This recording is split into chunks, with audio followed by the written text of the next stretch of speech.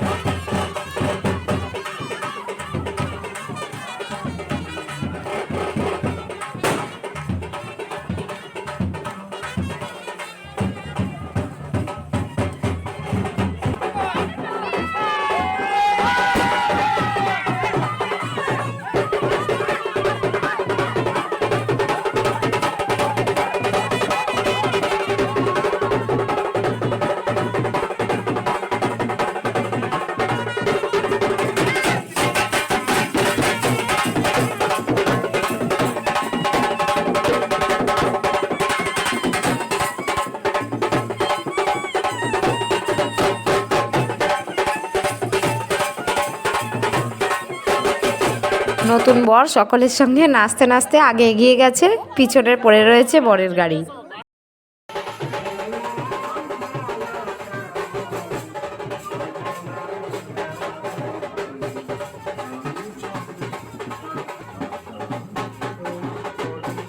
নতুন বরের দিদিমা শাশুড়ি তাকে মিষ্টি খাওয়াচ্ছে, এদিকে আমার ছেলে অবাক হয়ে তাকে দেখছে।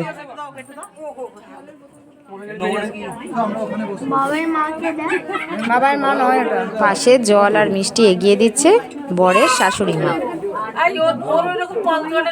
চেয়ারে উঠে দাঁড়িয়ে ছেলে পুরো ব্যাপারটা ভালো করে দেখছে।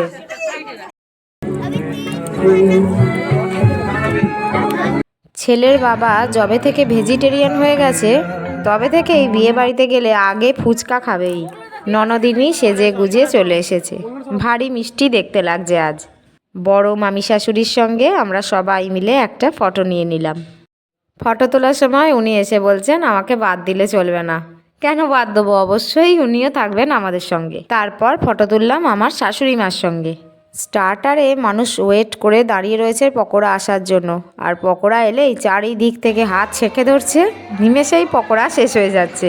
যাই হোক, এবার চলে এসেছি খাবার খেতে। ওদিকে বিয়েও শুরু হয়ে গেছে। খাবার খেয়ে তারপর কিছুক্ষণ বিয়ে দেখে রওনা দেব বাড়ির উদ্দেশ্যে। আমার বিয়ের পর এই দ্বিতীয়বার এলাম মামা শ্বশুর বাড়িতে, আর আমার ছেলে তো প্রথম এলো। আজকের দিনটা বেশ ভালো লাগলো। এরপর ওনাদের সঙ্গে দেখা হবে রিসেপশনের দিন। রিসেপশনের দিন নিজের পছন্দসই তত্ত্ব নিয়ে চলে এসেছি ননদের শ্বশুর বাড়ি। বাবু দেখি, ওদিকে একে একে সকলে তত্ত্ব নিয়ে হেঁটে আসছে। আমার ছেলে পছন্দ করে নিজে নিয়েছে চকলেটের তত্ত্ব। আর আমার বর নিয়েছে দই। আর আমি বাবা হালকা দেখে চিপসের তত্ত্ব নিয়ে নিয়েছি। ছেলে তো অত চকলেট দেখে ভেবেছে ওগুলো সবই ওর। ও নিয়ে সোজা চলে যাচ্ছিল বাড়িতে। তারপর বললাম, না বাবা, এটা তোমার নয়, তোমার পিসিমণির। তাই আর বায়না করেন। নবদম্পতির ঘরে এখন তত্ত্ব রাখা হচ্ছে। আমার ছেলে আর তার জেঠু এখন দুইজনে মিলে ঘরের মধ্যে ফটোশ্যুট করছে। ফটোগ্রাফার আমার বর। এরপর চলে যাব সোজা যেখানে রিসেপশন হচ্ছে।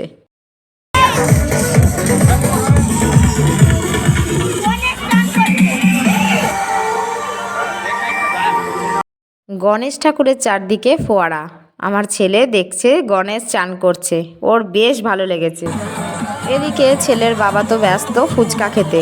ওই যে বললাম, যবে থেকে নিরামিষ খাচ্ছে, বিয়ে বাড়িতে গিয়ে প্রথমেই সে খায় ফুচকা। ছেলের বাবা খাচ্ছে ফুচকা আর ছেলে এক মনে গণেশ দাদাকে দেখে চলেছে। এরপর চলে এলাম নতুন বউ আর তার বরের সঙ্গে দেখা করতে। মাসি শাশুড়ি, মামি শাশুড়ি, ভাই সবার সঙ্গে এখন ওরা ফটো তুলছে। এরপর আমরা গিয়ে দেখা করে আসব। ননদিনীকে কিন্তু আজকেও খুব সুন্দর লাগছে। আমি এদিকে আমার ফোনে সেলফি তুলছি, সেই দিকে আমার বরের খেয়াল নেই। ফটোগ্রাফাররা ওদিকে ফটো তুলছে, সেই দিকে তাকিয়ে দাঁড়িয়ে রয়েছে। এখানেও দেখলাম বিয়ের দিনের মতো একই ব্যাপার, পকোড়া নিয়ে কাড়াকাড়ি লেগে গেছে। সেই যুদ্ধে আমার মেজো মামি শাশুড়িও সামিল হয়েছে দেখলাম। আগের দিন ওই যুদ্ধে আমি নেমে ভীষণ ফেঁসে গেছিলাম, এমন চেপে গেছিলাম বেরোতেই পারি না। আজকে আর তাই আমি যাইনি, আমার বরকে পাঠিয়েছি পকোড়া আনতে। বিয়ে বাড়ির বাইরে নিজের দু একটা ফটো তুলছি, আর আমার বডিগার্ড তো সবসময় হাজির। এদিকে শুরু হয়ে গেছে নাচ। ছেলের বাড়ি, মেয়ের বাড়ি, শাশুড়ি, ননদ, আত্মীয় স্বজন সবাই মিলে নাচানাচি করছে। আমার বর, তার ছেলে, তারাও যোগ দিয়েছে ওদের সঙ্গে।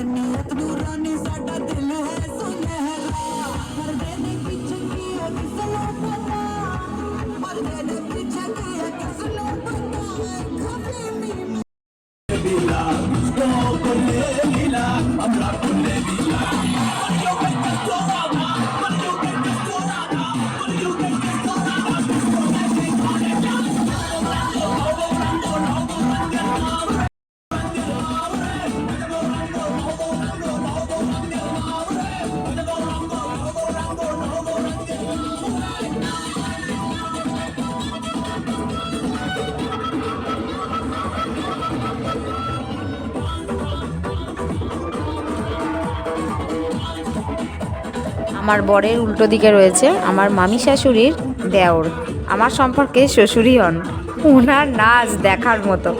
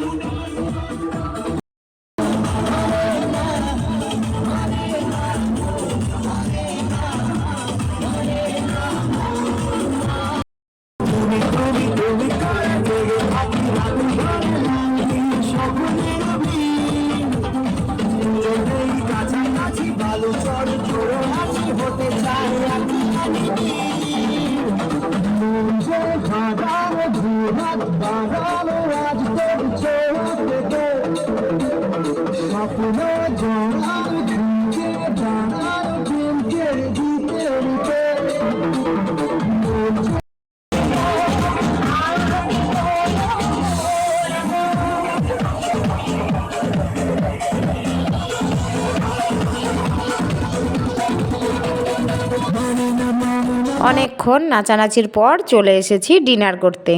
বেশ রাত হয়েছে। এরপর রওনা দেব বাড়ির উদ্দেশ্যে। অনুষ্ঠান বাড়ি মানেই আত্মীয় স্বজন একসঙ্গে মিলেমিশে একাকার, বেশ ভালো লাগে মুহূর্তগুলো।